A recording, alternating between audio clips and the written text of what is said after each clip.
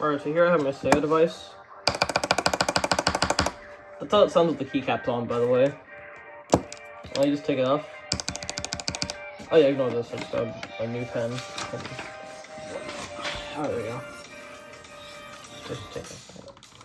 There we go. So, this is how I usually play with it.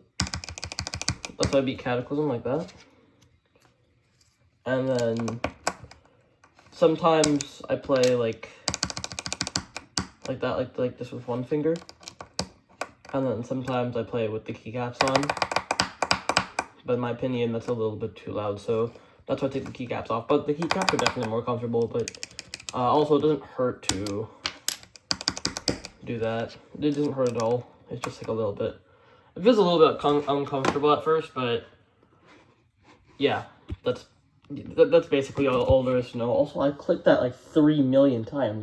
That's crazy. Holy crap. Yep, that's a lot of clicks.